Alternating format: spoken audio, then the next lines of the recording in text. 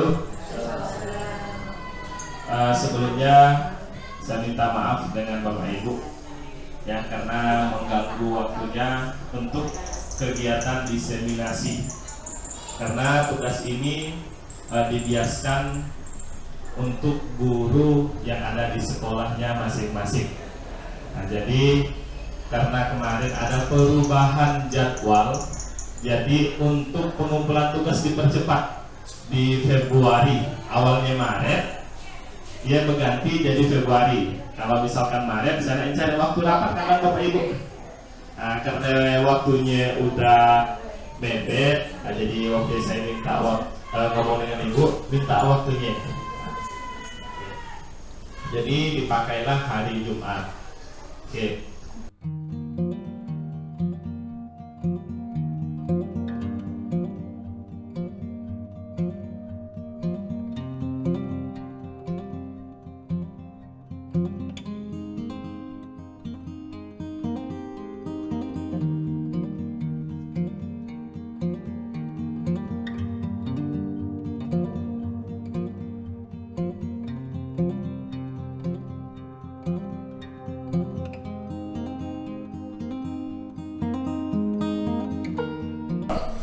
Jadi ikutlah saya guru penggerak, alhamdulillah lulus di angkatan ke-7. Nah, oke. Untuk itu mungkin langsung kita mulai ke Bapak Ibu supaya lebih cepat karena waktunya kurang lebih 1 jam. Untuk pertemuan ini ya, diseminasi penerapan disiplin positif Pendidikan Guru Penggerak Angkatan 7 Kabupaten Sambas SMP Negeri 7 Tebas. Nah, jadi SMP 7 alhamdulillah Bapak Ibu ada perwakilan guru penggeraknya. Saya seorang, mudahan tahun depan atau berikutnya nanti ada perwakilan dari yang lain. Karena kita tidak tahu kebijakannya. Katanya nanti sih guru penggerak anak emas katanya. Ya, Ibu Zeli. Kelebihan anak emas ya. Oke.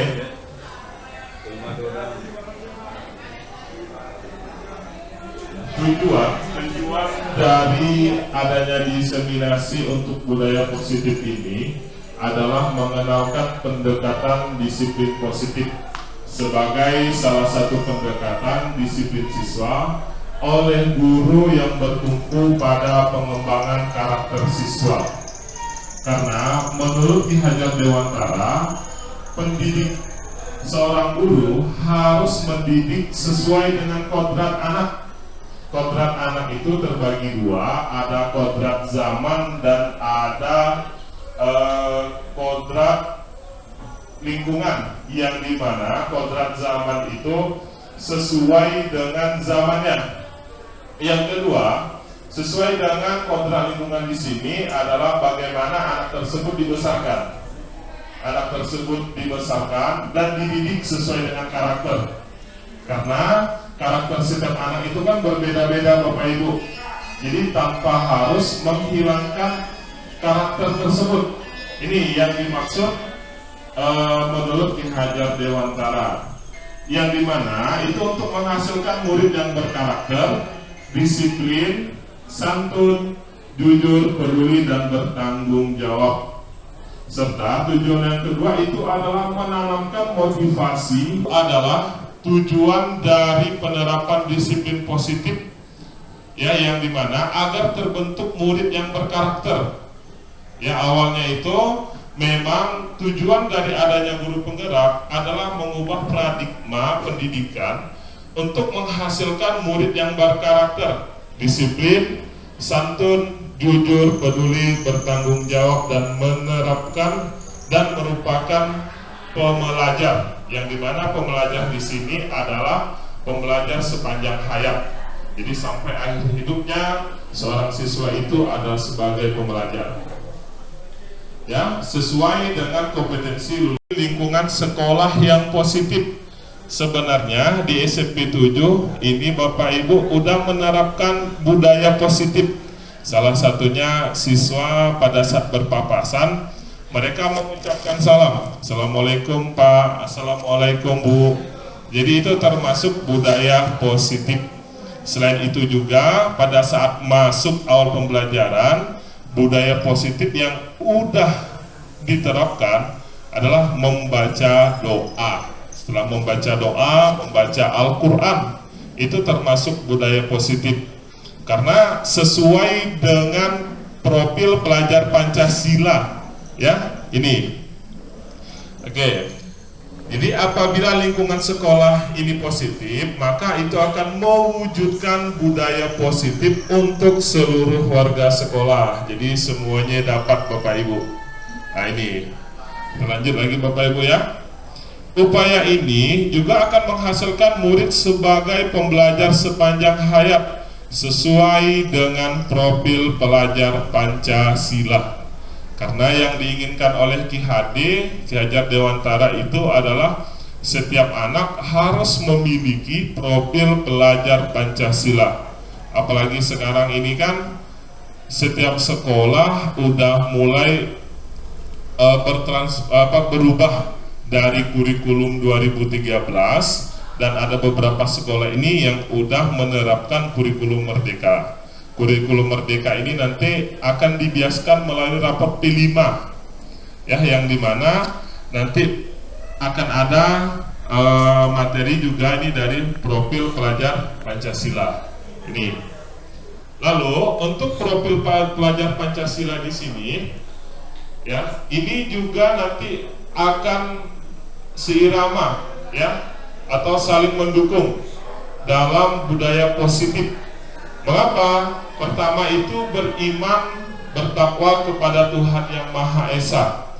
Apabila seorang anak ini sudah beriman, bertakwa kepada Tuhan Yang Maha Esa, anak itu akan tahu mana membedakan hal yang baik dan mana hal yang buruk. Sehingga apabila hal buruk mereka tidak akan lakukan, dan hal baik itu akan mereka cerminkan terhadap siswa yang lain. Ini. Yang kedua, mandiri.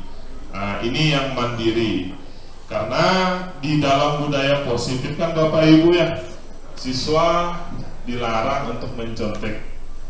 Ya, jadi kalau anak ini udah mandiri, tentu dia mengerjakan PR sendiri. Karena dia tahu mencontek itu hal yang tidak baik. Karena itu akan tercermin di masa yang akan datang. Ini. Setelah itu bernalar kritis. Bernalar kritis ini anak-anak selalu memiliki pemikiran yang cepat, tanggap, dan positif. Ya, cepat, tanggap, dan positif, sehingga apa yang kita inginkan mereka bisa mengonsepkan dengan dirinya sendiri. Ya, setelah itu kreatif. Yang diinginkan ini adalah kreatif. Kreatif, jadi anak-anak tidak monoton. Apa yang ditugaskan siswa bisa membuat, oh ini bisa Bu, nah ini hasilnya. Karena di profil pelajar Pancasila nanti dari kreativitas ini akan menghasilkan sebuah karya inovatif untuk dirinya. Ya, setelah itu bergotong royong, ini bisa terbias atau tercermin. Misalkan pada saat siswa memungut sampah, mengetap masih satu, ya, tidak memandang dia mau anak orang Dayak, orang Cina, dia tetap satu, dan juga masih dalam satu kesatuan ini. Oke, profil pelajar Pancasila ini akan selaras dengan peran dan nilai guru penggerak. Sebenarnya Bapak Ibu di sini udah guru penggerak, mengapa? Karena di sini mandiri. Bapak Ibu kan mandiri kan? Mandiri kan nih? Nah, udah mandiri. Kedua, berpihak kepada murid. Terus apa yang ingin kita sampaikan dan ingin kita tanamkan dapat mereka terima. Ini. Setelah itu kolaboratif. Nah, ini kolaboratif berarti antara satu guru dengan guru yang lain saling berjabat tangan. Misalkan guru IPA dengan guru bahasa, ya, guru bahasa Inggris dengan guru agama, yang dimana saling mengaitkan antar satu dengan yang lain. Setelah itu reflektif ini bentuk dari introspeksi diri, ya, dan memiliki perannya di dalam menjadi guru penggerak, ya.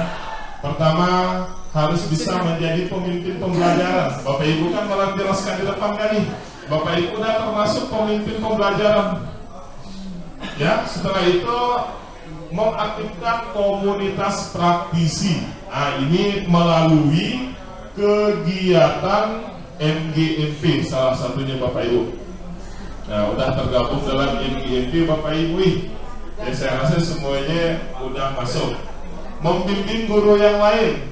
Nah, misalkan ada guru pada satu perangkat ingin bertanya bagaimana ingin mengubah ini.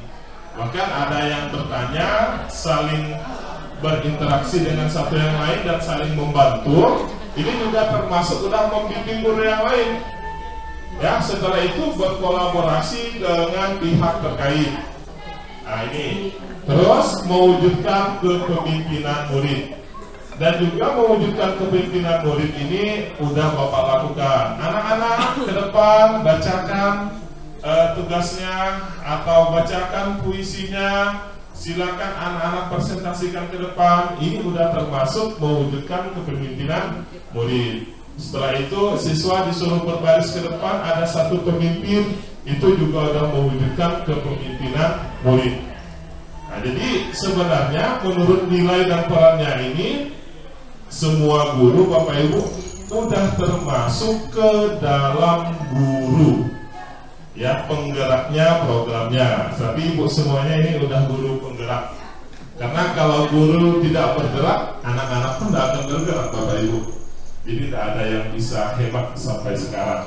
Nah, karena guru juga lah yang bergerak, anak-anak bisa menggapai mimpinya. Bahkan sampai sekarang Bapak Ibu ada yang anaknya udah jadi polisi, udah jadi PNS, udah mencetak generasi-generasi yang hebat ini, ya. Oke, sekarang kita masuk ke disiplin positif dan nilai kebajikan universal. Disiplin positif itu adalah suatu kondisi yang terbentuk melalui serangkaian tindakan yang menunjukkan nilai-nilai kepatuhan dan ketaatan. Siswa patuh, siswa taat itu termasuk dalam disiplin positif. Salah satu nilai karakter tersebut selalu ditanamkan guru di sekolah. Saya rasa setiap sekolah dimanapun guru berada, mereka sudah menanamkan sikap disiplin positif. Tanpa disuruh pun sudah menanamkan sifat ini, ya, dengan harapan dapat menciptakan iklim belajar yang kondusif. Jadi ini dengan adanya sikap disiplin positif ini nanti akan menghadirkan sebuah iklim belajar yang positif, ya, yang kondusif. Ini tentu nyaman, enak, siswa disuruh apa, iya Pak, karena dia sudah tahu membedakan mana hal yang baik dan hal yang buruk. Dan untuk nilai kebajikan, ya, sifat positif manusia yang merupakan tujuan mulia yang ingin dicapai setiap individu. Jadi dengan adanya disiplin positif ini akan menghasilkan sebuah nilai kebajikan yang dimana tujuannya itu adalah ingin memuliakan anak supaya anak mulia, ya, supaya anak mulia. Nilai tersebut yang bersifat universal dan lintas bahasa, suku, bangsa, agama maupun latar belakang. Setiap perilaku atau perbuatan memiliki suatu tujuan. Menurut Dr. William, bahwa setiap perilaku atau perbuatan memiliki suatu tujuan. Tujuannya apa? Anak-anak ke sekolah. Saya tanya, tujuanmu datang ke sekolah apa, nak? Ingin pintar, Pak. Nah, tanya satu, ingin menjadi orang berguna. Karena sekolah itu memanusiakan manusia. Yang awalnya tidak tahu membaca, bisa tahu membaca.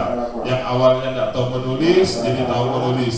Yang awalnya buruk, berubah menjadi hal yang baik walaupun sedikit. Ini. Dengan mengaitkan nilai-nilai kebajikan yang diyakini seseorang, maka motivasi instrik berarti yang dari dalam ini akan terbangun sehingga menggerakkan motivasi diri dalam untuk mencapai tujuan mulia yang diinginkan. Menurut Boset juga, dia menyimpulkan ada 5 posisi kontrol yang terpusat kepada siswa dan dapat diterapkan oleh seorang guru, yang di antara lain itu adalah 5 posisi kontrol. Pertama, sebagai penghukum. Kedua, sebagai pembuat rasa bersalah. Ketiga, ya sebagai teman. Ya, yang keempat pemantau, dan yang kelima ini manajer. Jadi, mengapa manajer ini saya kasih biru Bapak Ibu? Ini yang spesial. Ini dapat kita lihat, ini 5 kontrol guru dalam disiplin positif. Di dalam disiplin positif ini, ya, motivasi itu kan ada motivasi eksternal dan ada motivasi intrinsik. Motivasi eksternal ini dia terbagi sebagai penghukum, membuat orang merasa bersalah. Ya, ini merupakan termasuk motivasi eksternal.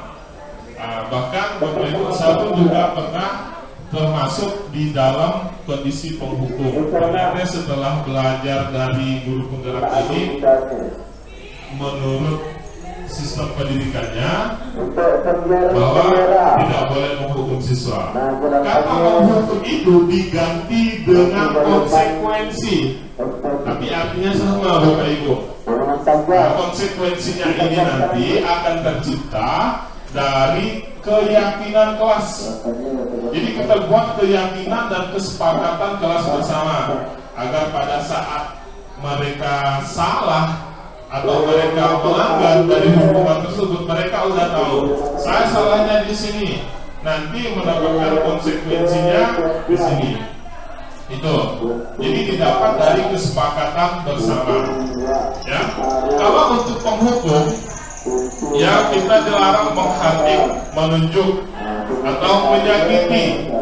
Nah, dengan kata, kalau kamu tidak, misalkan kalau kamu tidak mengerjakan tugas saya, nanti saya hukum kamu berjemur, misalkan setengah hari. Saya bersedia Bapak Ibu. Ya, sebuah jawaban seperti itu. Nah, lalu kalau membuat orang merasa bersalah, ya, di sini ada kata-katanya, ya, kamu sudah mengecewakan Bapak Ibu. Nah, jadi ini merupakan membuat orang merasa bersalah. Ini termasuk dalam identitas gagal menurut 5 kontrol guru yang telah dibuat Boset ini. Lalu untuk identitas berhasil atau sukses, ya, pertama ini ada teman. Jadi kalau siswa kita jadikan sebagai teman, ya, maka terkadang akan menghasilkan sebuah ketergantungan juga Bapak Ibu. Menghasilkan ketergantungan, jadi anak-anak manja istilahnya. Ini kalau sebagai teman, tapi kalau untuk temannya jangan terlalu jadikan teman. Karena saya sudah merasakan di SMK usianya itu kan udah mulai beranjak dewasa, jadi agak susah kalau dibuat dengan teman-teman dekat. Nah, jadi anggap aja sebatas teman, ya, teman pada saat di kelas. Kalau di luar, ya udah kita menanamkan sikap profesional seorang guru. Ya, kalau untuk memantau, ini juga termasuk ke dalam perilaku kontrol positif. Ya, ini termasuk juga di dalam kontrol positif. Kalau guru sebagai pemantau, contohnya itu apabila ada guru, siswa mengerjakan, dia takut. Tetapi kalau tidak ada guru, ya, dia mulai lagi dengan kontrak alam dan kontrak zamannya, yang tanpa kita garis terbalik, tanpa adanya penanaman nilai-nilai dan karakter. Nah, yang diinginkan oleh guru penggerak di sini adalah sebagai manajer, Bapak Ibu. Jadi sebagai manajer ini nanti akan menguatkan watak atau karakter. Saya rasa semua yang ada pada diri Bapak Ibu ini sudah mengontrol diri sebagai manajer, sehingga saya perhatikan anak-anak di SMP 7 ini karakternya itu kuat. Salah satunya dari budaya positifnya itu setiap berjumpa atau berpapasan di mana alumni sekolah sini selalu mengucapkan Assalamualaikum Pak. Jadi itu ada karakter. Nah ini kembali pada kelompok mereka dengan karakter yang lebih kuat. Salah satu penerapan segitiga restitusi dapat kita terapkan misalkan pada anak yang terlambat. Kedua, yang mempunyai masalah. Karena saya perhatikan sekarang ini kan banyak masalah-masalah yang timbul. Ya salah satunya mungkin karena faktor lingkungan. Yang kedua karena faktor pengaruh teknologi. Ini ya. Apabila suatu anak mendapatkan masalah, ini menurut guru penggerak, ini bisa diselesaikan dengan segitiga restitusi. Pertama itu yang warna hijau ini adalah menstabilkan identitas. Jadi yang pertama ini adalah proses menstabilkan identitas. Proses menstabilkan identitas ini mengubah identitas anak dari orang yang gagal ya karena melakukan kesalahan menjadi orang yang sukses. Jadi kalau ada anak yang salah jangan kita judge. Nah itu kita kasih semangat, kita kasih motivasi. Mengapa nak kamu melakukan ini? Ya tentu ada alasan untuk mereka. Lalu pertanyaannya, kalau anak berbuat salah, setiap orang pasti pernah melakukan kesalahan. Jadi anak kita panggil, ya sabar naik. Nah, setiap orang pasti pernah melakukan kesalahan ini. Tapi lihat juga kesalahannya Bapak Ibu. Kalau misalkan kesalahan yang fatal, tidak usah juga kita keluarkan kata setiap orang ini pasti pernah melakukan kesalahan. Nah ini. Lalu kamu bukan satu-satunya yang pernah melakukan hal ini. Jadi anak-anak menganggap bahwa dirinya ini bukan saya, ya, ini bukan saya, bukan saya sendiri saja, ada yang lain juga. Ini yang dimaksud.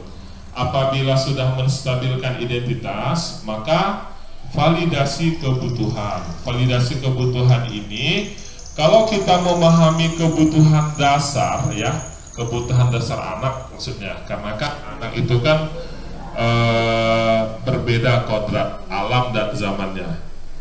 Ya ada anak dari yang keterbelakangan mental, ada anak yang lahir dari kalangan broken home, ada juga anak yang lahir dari kalangan yang lengkap, orang tuanya ada, bapak sanak saudaranya juga lengkap dan mendukung mereka. Nah, kalau yang seperti itu mungkin anak-anak sudah terbiasa. Tapi bagaimana kalau dari kalangan yang broken home ini, ya?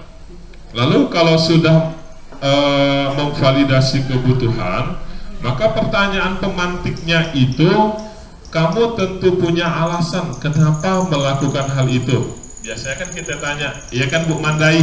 Nah, Bu Mandai itu kan sebagai guru BK, biasanya yang udah sering menghadapi siswa, tentu ditanya, ya, ditanya, kamu tentu punya alasan kenapa kamu melakukan itu. Misal, ada anak mencuri, kita tanya, kenapa kau mencuri nak? Dia punya alasan, maaf Pak, saya tidak punya uang untuk bayar sekolah atau saya tidak punya apa-apa. Nah, biasanya kalau anak yang jujur, tapi kalau anak yang udah dari kalangan hitam, ya mungkin beda lagi ceritanya ini, ya. Lalu adakah cara yang lebih efektif untuk mendapatkan apa yang kamu butuhkan? Jadi kalau misalnya anak mencuri, nah kamu kan bisa bekerja. atau bisa bantu orang lain yang tidak merugikan waktu sekolah. Nah, misalkan disuruh bekerja di sore hari, ya, mau kerja apa, yang penting kita membuat sebuah kenyamanan terhadap anak, bahwa apa yang mereka lakukan yang salah itu mereka bisa tersadar. Ini. Lalu yang ketiga, menanyakan keyakinan. Setelah melakukan langkah itu 1, 2, dan 3, maka anak akan siap untuk dihubungkan dengan nilai-nilai yang dia percaya dan berpindah menjadi orang yang dia inginkan. Nah, ini anak-anak, kita buat keyakinan kelas. Kalau siswa terlambat, pertama, siswa tidak boleh terlambat buat. Yang kedua, misalkan siswa tidak boleh membuang sampah sembarangan. Konsekuensinya apa? Jadi suruh mereka yang menentukan. Jadi dicatat, ada dibuat dalam bentuk selembaran karton di dalam kelas. Jadi anak-anak bisa melihat salahnya di mana. Tapi ini bukan hal yang mudah juga Bapak Ibu, karena ini perlu pembiasaan, ya, pembiasaan ini, ya. Lalu pertanyaan pemantik yang kedua, kamu ingin menjadi orang seperti apa? Karena setiap anak, ya, sejatinya memilih hakiminya untuk menjatuhkan, tetapi bagaimana untuk memecahkan solusi siswa tersebut agar mereka dapat bersekolah dan diterima oleh lingkungan itu. Nah, ini, ya, untuk perubahan identitas gagal menjadi berhasil, ya, dapat dilakukan dengan proses segitiga restitusi, ya. Nah, ini Bapak Ibu ada salah satu contoh penerapan segitiga restitusi, tapi bisa juga saya putar, mungkin durasinya agak bentar.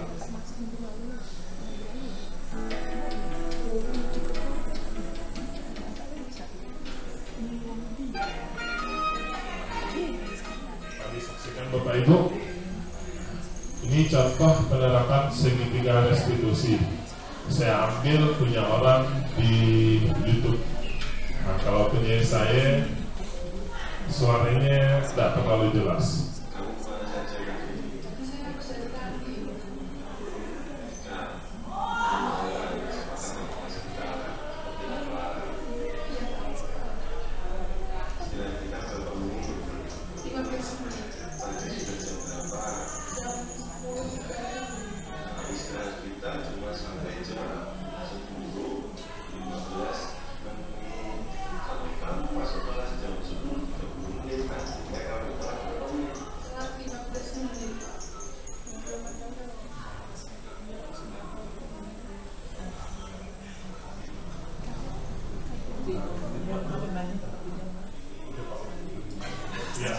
Yang contoh yang saya buat waktu itu, tapi itu saya ngambil punya orang lain bagus, karena yang punya saya suaranya tidak terlalu jelas.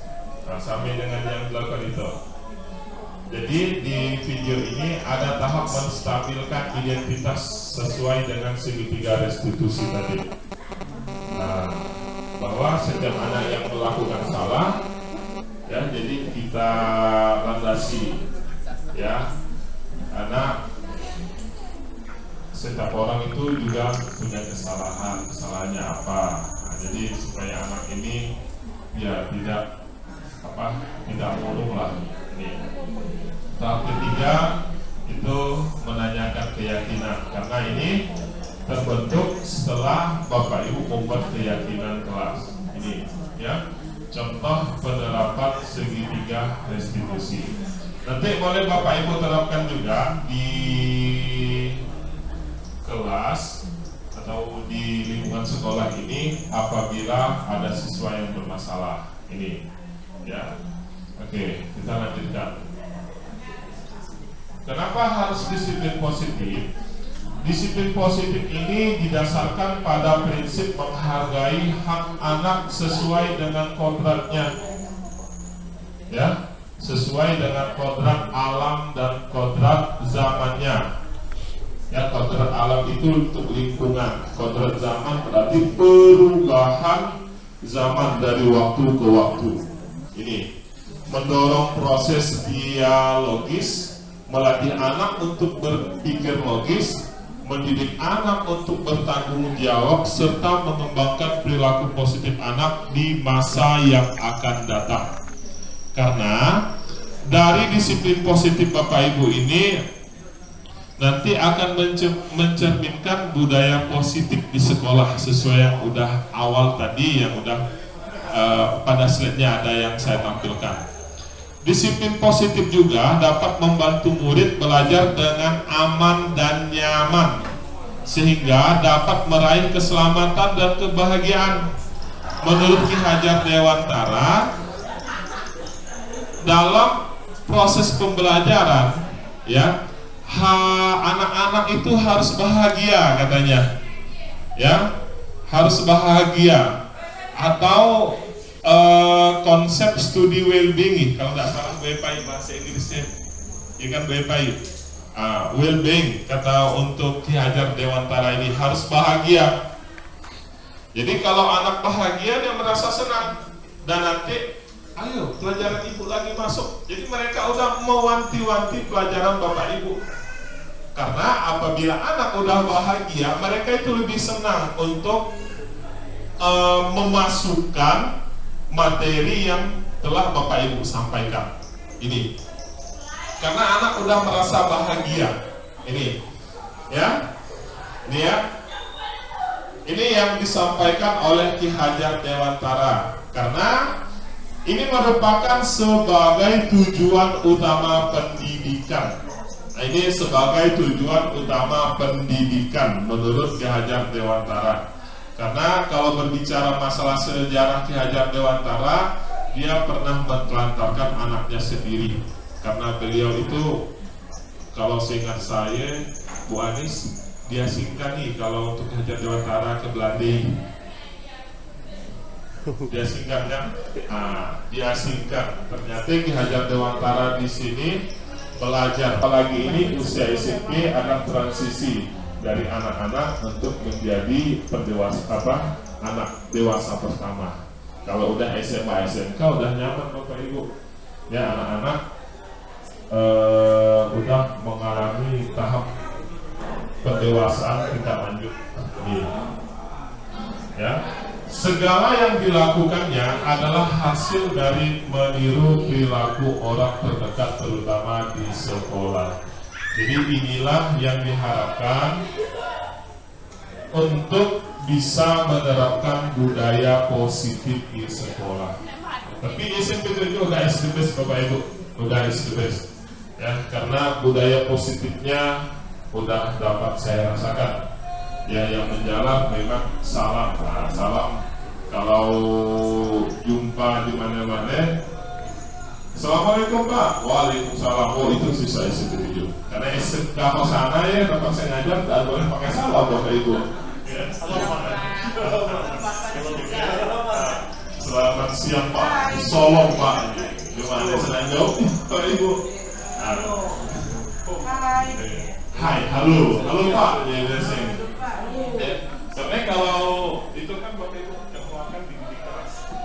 Iya, kau Pak, aku Pak. Awal-awal ngajar masih lain, tapi udah lama-lama.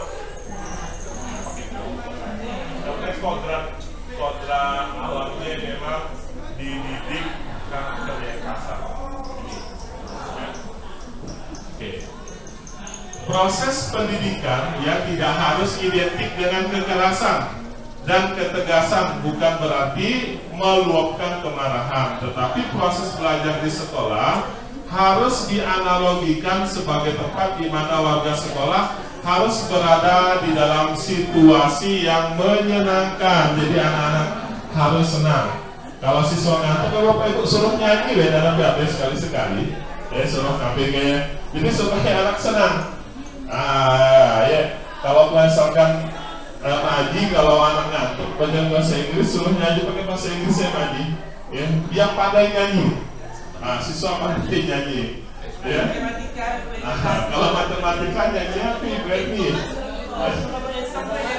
Apakah kalian kan pakai lagu tapi liriknya Apakah yang berarti? kalian speaking Betul bagus ya. Jadi anak sama besok ada bapak ibu. Kalau rasanya anak-anak pasti gembira. Pak Bu, besok kita gitu lagi ya katanya. Pasti seperti itu. Besok nyanyi lagi Bu, Pak. Mengapa anak-anak terkadang cenderung suka pelajaran seni budaya, terus karya pentas? Ya karena menurut mereka asik. Dalam kurikulum Merdeka Bapak Ibu, kita tidak terpatok lagi dengan kurikulum dengan silabus dan NTP. Itu disesuaikan dengan kondisi kita.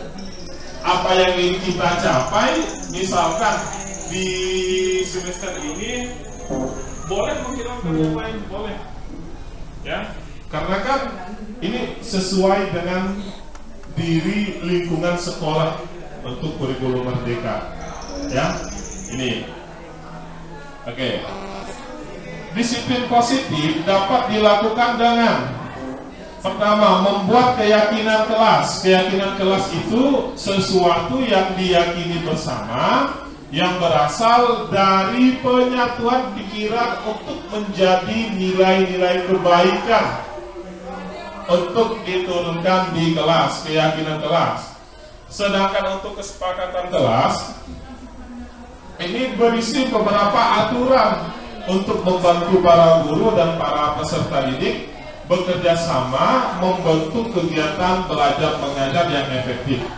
Kesepakatan kelas itu tidak hanya berisi harapan guru terhadap peserta didik, tetapi juga diharapkan peserta didik terhadap guru. Jadi adanya timbal balik antara guru dan siswa, siswa dan guru.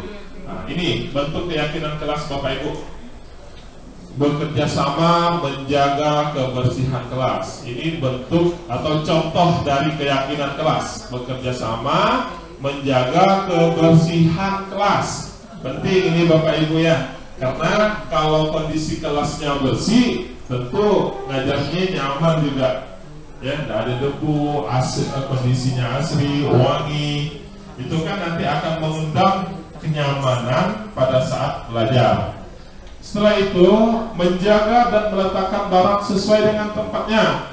Nah, yang masalah Bu Eva ya, yang sebelumnya dibilang kan, anak-anak kalau sudah makan, minum, kelasnya dikembalikan ke kantin. Nah, ini bisa kita buat Bapak Ibu untuk keyakinan kelas. Ya. Setelah itu mengerjakan tugas tepat waktu. Ya. Nah, jadi kalau dikasih PR kerjakan di rumah, kalau kerjakan di sekolah jadi PS, ya, pekerjaan sekolah. Ya, yang keempat, saling peduli, menghargai dan membantu sama lain. Nah, ini mengajarkan anak untuk bisa saling menghargai antara satu dengan yang lain. Karena dengan adanya saling peduli ini akan mengurangi bullying, ya, bullying terhadap anak. Karena biasanya setiap sekolah itu pasti ada kasus bullying, penganiayaan terhadap anak yang lain. Kalau kita sudah menanamkan kepedulian terhadap anak, maka anak itu akan menanamkan kepedulian terhadap yang lain. Ini. Setelah itu yang kelima, tepat waktu dan aktif di kelas. Aktif di kelas ini Bapak Ibu yang agak susah nih. Karena ada nak ditanyakan, si A, udah ngerti ke? Iya. Suruh ulangan.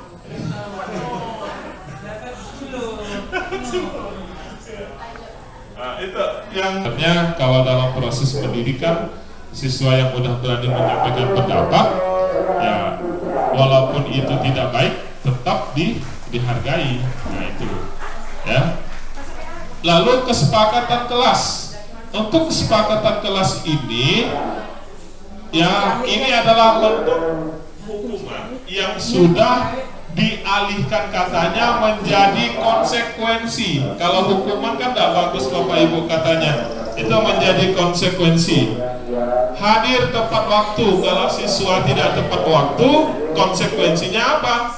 Misal contoh, anak-anak akan mengambil sampah sesuai dengan waktu keterlambatan. Kalau anak-anak terlambat 10 menit, mengambil 10 sampah. Atau bisa juga dengan menghafal 10 kosakata, misalkan untuk bahasa Inggris, atau misalkan MTK menghafalkan 10 perkalian, bisa juga. Ya ini bentuk dari kesepakatan kelas. Lalu berpakaian rapi, baju dimasukkan dan memakai masker. Ini kalau misalkan pada zaman COVID. Berpakaian rapi, kalau anak tidak berpakaian rapi, kalau misalkan mereka melanggar, konsekuensinya apa? Jadi kalau misalkan anak tidak berpakaian, mereka disuruh bisa saja membersihkan lingkungan sekolah atau apa, bahkan bisa dilakukan hal yang lain. Yang ketiga, tertib dalam mengikuti pembelajaran. Kalau anak yang keluar masuk, ya kan? Kalau misalkan tidak ada alasan yang kuat, konsekuensinya mau dikasih apa? Disuruh nyanyi boleh, karena kan untuk menghibur, ya, untuk menghibur. Yang keempat, menghargai guru dan teman. Ini yang paling penting. Kalau misalkan ada siswa yang berantem atau siswa yang tidak menghargai atau menyebut nama temannya dengan nama lain, misalkan di kelas 9 adik namanya Ridho dipanggil Katul, ya kan, termasuk tidak menghargai teman, ya, karena namanya sudah bagus. Jadi itu bisa diberi konsekuensinya seperti apa. Lalu menjaga kebersihan kelas. Kalau siswa yang tidak membuang sampah pada tempatnya, bisa kita kasih konsekuensi. Ya, misalkan mau nulis apa atau konsekuensi yang lain mungkin yang bisa diadopsi atau disesuaikan dengan guru bersangkutan ini, ya, untuk kesepakatan kelas. Lalu selain kesepakatan kelas, bisa juga contoh keyakinan sekolah yang bisa diterapkan dari budaya disiplin, religius, peduli, dan toleransi. Nanti dari keyakinan sekolah ini akan bisa diterapkan langsung melalui tata tertib. Jadi tata tertib ini nanti bisa diadopsi dengan keyakinan sekolah. Ini sesuai dengan budaya sekolahnya masing-masing Bapak Ibu, ya.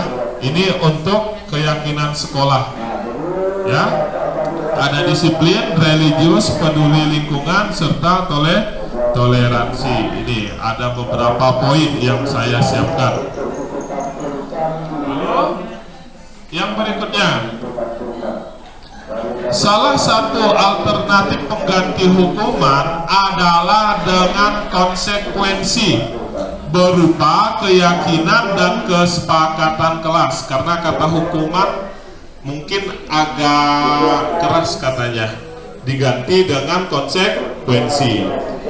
Ya, disiplin positif ini adalah sebuah pendekatan pedagogi yang didasarkan pada kekuatan tindakan positif, rasa tanggung jawab, pemahaman, ya, dialog, dan penghargaan terhadap hak dan kebutuhan perkembangan anak.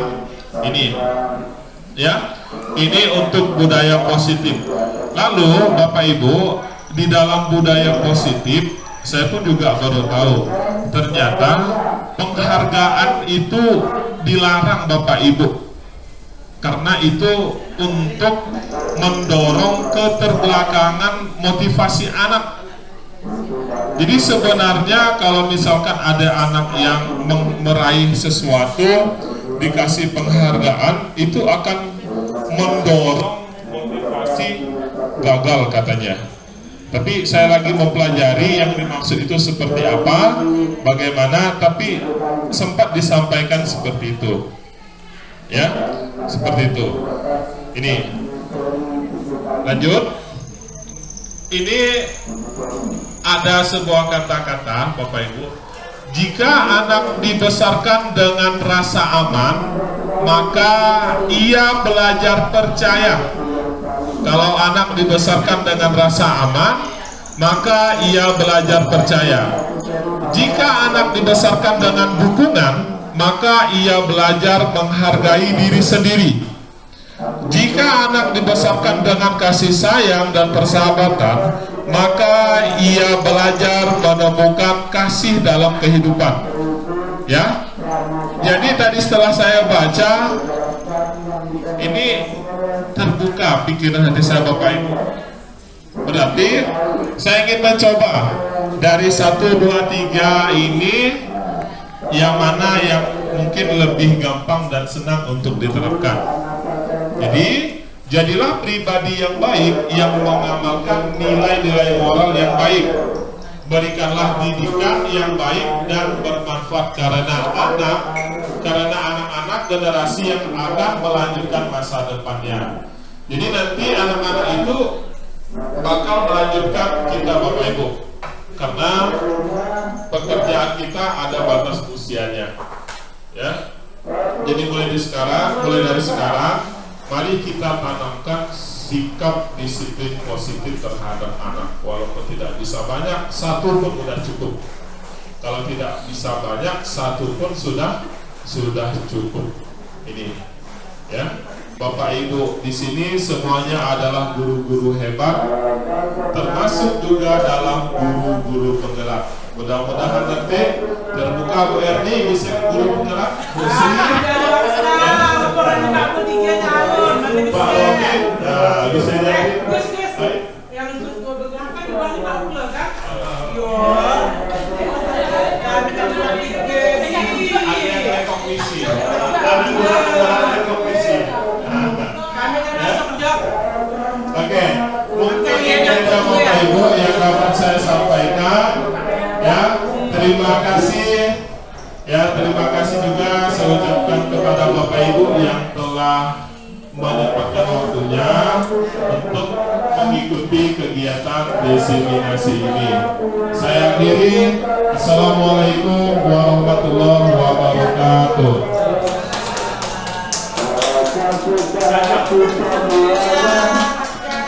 Silakan Bapak Ibu. Assalamualaikum.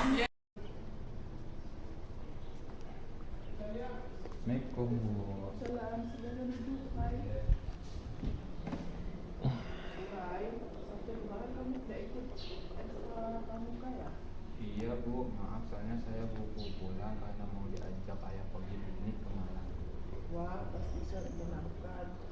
Ibu juga pasti sangat senang jika diajak piknik. Namun, apakah yang kamu lakukan sesuai aturan sekolah?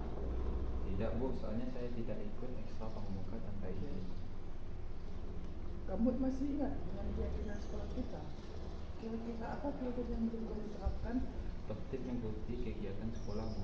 Nah, kira-kira apa yang bisa kamu lakukan agar kamu bisa menerapkan yang sudah kamu yakini? Saya bisa minta izin kepada pembina pramuka Bu. Mungkin ada yang lain? Saya mengikuti ekstra dulu baru ikut ajakan ayah.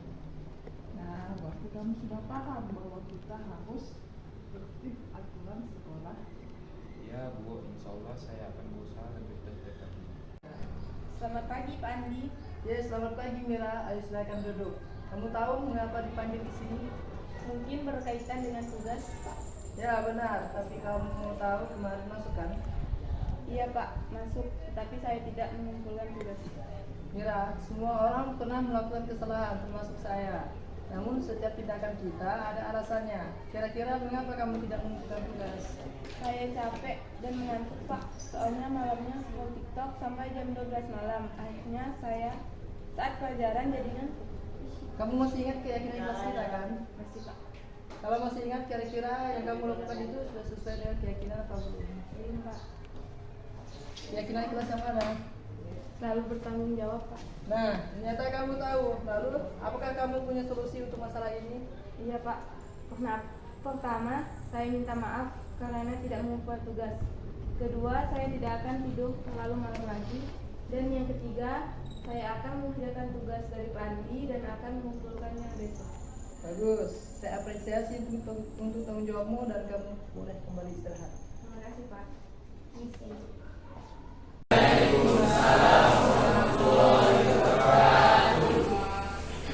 Apa kabarnya anak-anak hari ini? Baik. Oke, untuk hari ini siapa yang nggak masuk? Hadir? Sama? Keterangan mereka apa? Oke, untuk hari ini sebelum kita memulai pembelajaran, ada budaya baru yang ingin Bapak terapkan di kelas, yaitu tentang budaya positif. Budaya positif itu merupakan salah satu bentuk hal yang mencerminkan perilaku yang baik atau hal yang positif. Karena budaya positif ini nanti akan menghasilkan suatu budaya yang bagus di sekolah. Ya, di SMP 7 ini anak-anak sudah menerapkan satu budaya positif yang sudah tertanam sejak lama. Apa?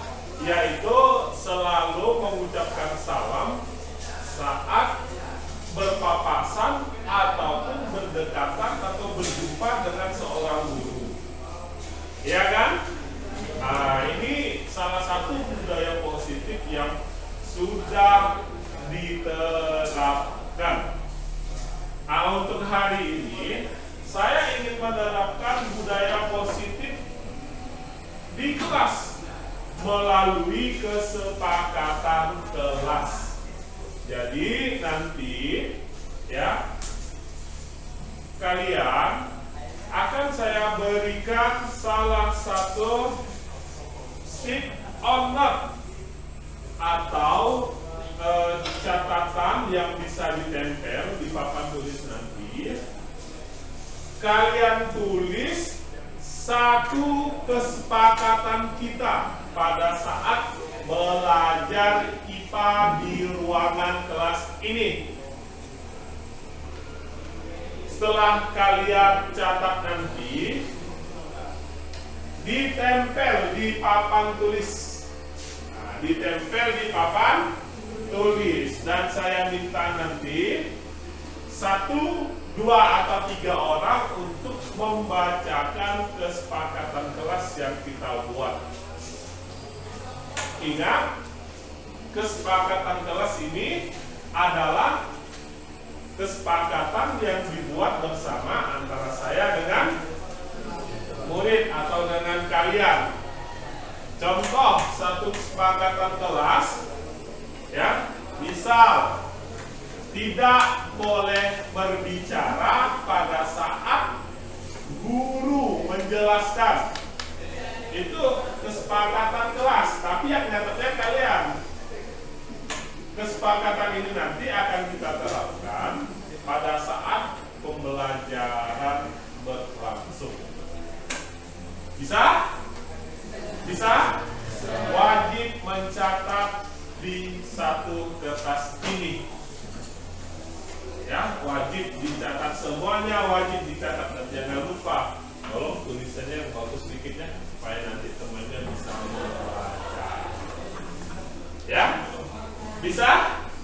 Bisa? Oke, ini saya bagikan ya kertasnya. Tolong nanti kalian tulis.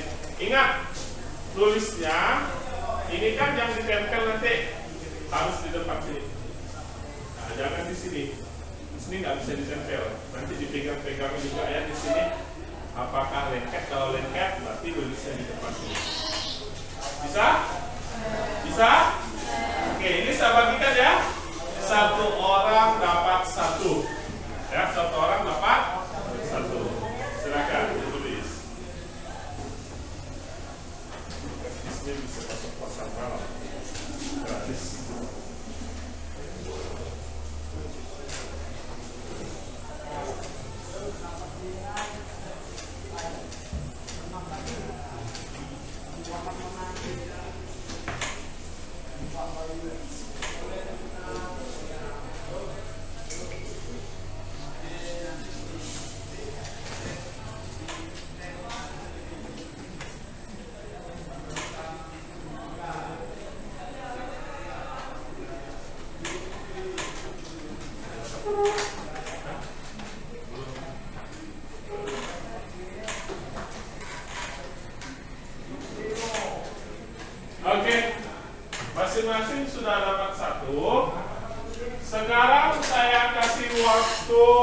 3 menit, tolong tulis satu kesepakatan kelas kita. Silakan dimulai dari sekarang. Silakan ditulis. Silakan ditulis. Silakan ditulis nilainya apa? Keyakinan kelas.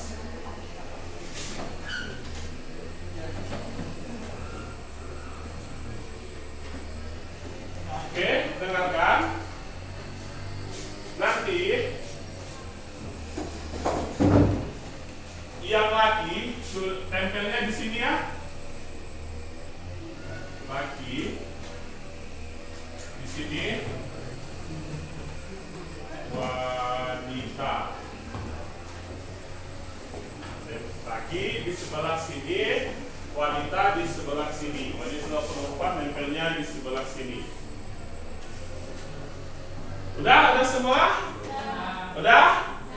Oke, kalau yang sudah, silakan dari barisan ini yang perempuannya dulu. Silakan kalian tempel di sini. Silakan maju. Tika sama Gesti, silakan tempel ke kesepakatan kelas kita di sini. Silakan maju ke depan. Ayo silakan tempel aja. Tempel. Jangan dikasih nama kertas saya.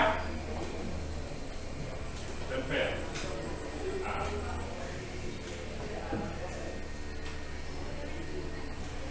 Silakan. Tika.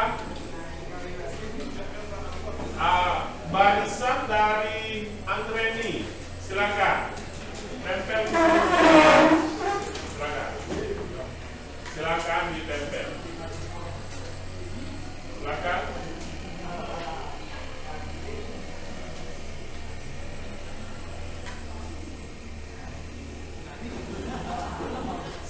Oke, barisannya Bifaza, silakan.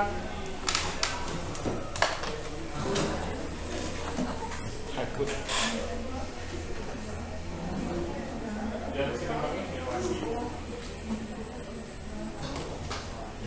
Oke, silakan barisannya ini, barisannya Dian, Licin, ya, Aulia, Slot. Mereka di slot. Silakan barisannya Sapri dan kawan-kawan. Silakan tempel sesuai tempatnya masing-masing.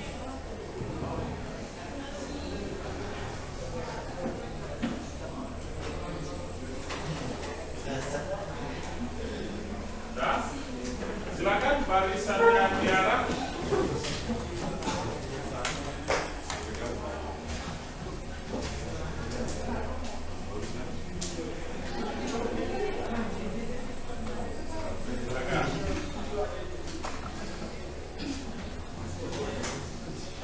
Sudah semuanya? Oke, kalau sudah, sekarang kita kasih aplaus dulu untuk kelas 9C. Kalau sudah, sekarang kita rolling. Yang laki nanti yang membacakan kesepakatan itu yang cewek atau wanita. Yang wanita yang tukang baca itu laki. Ya, bisa? Nah, sekarang yang laki dulu. Saya minta dia untuk membacakan kesepakatan yang laki-laki, karena suaranya lantang suaranya. Silakan. Ya, silakan. Jangan dari ya.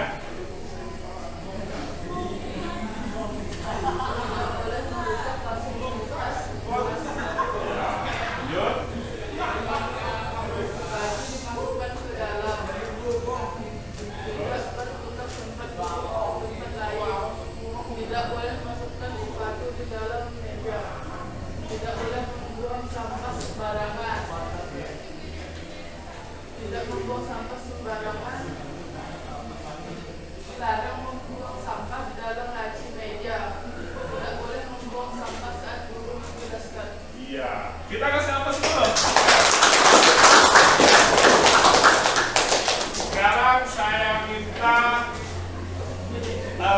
Ali Wahyudi untuk membacakan kesepakatan kelas kita yang wanita ini. Silakan.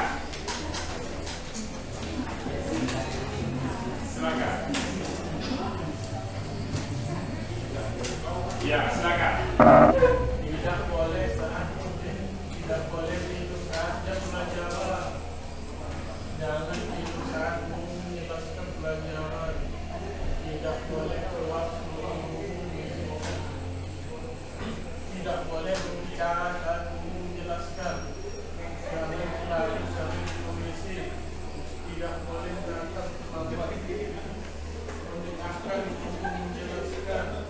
Tidak boleh keluar masuk kelas atau WC saat jam pelajaran berlangsung. Tidak boleh izin WC saat guru sedang menjelaskan. Dilarang ribut ketika guru sedang menjelaskan pelajaran.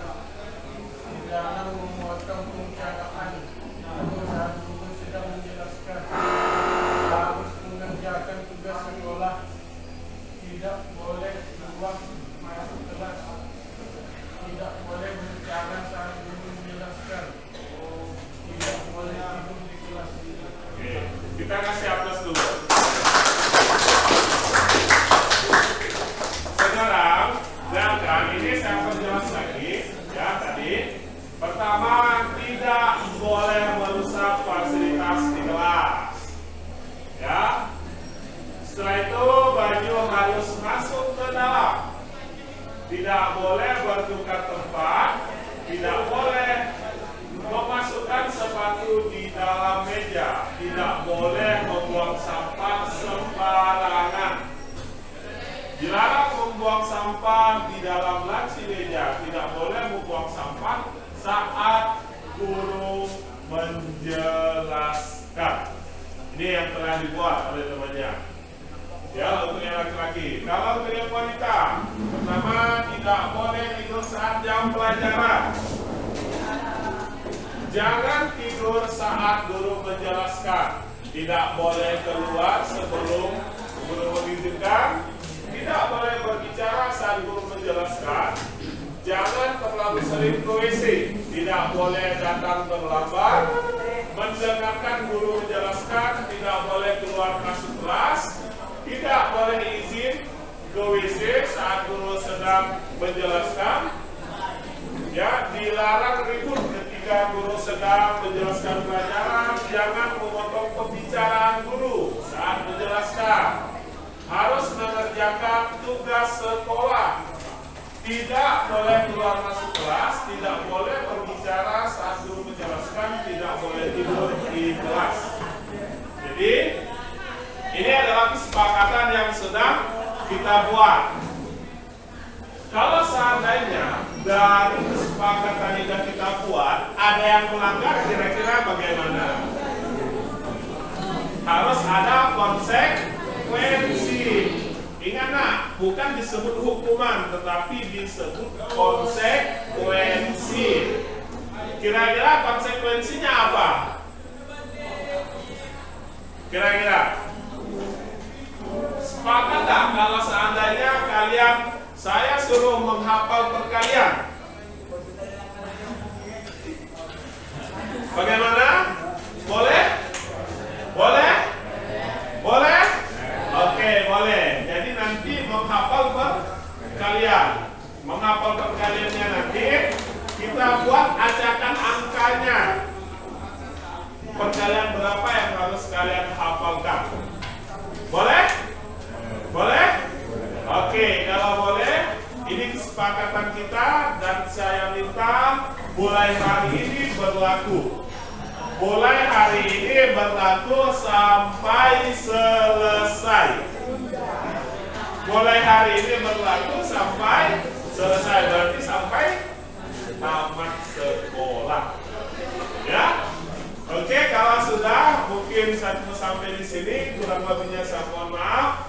Saya akhiri, assalamualaikum warahmatullahi wabarakatuh. Waalaikumsalam warahmatullahi wabarakatuh. Dengan menerapkan program segitiga restitusi dalam pemecahan masalah, siswa dapat sekolah dengan nyaman dan belajar dengan tenang. Selama ada keyakinan kelas yang telah disepakati, kelas menjadi aman, tentram, riang, dan terkendali, serta kami semua bahagia.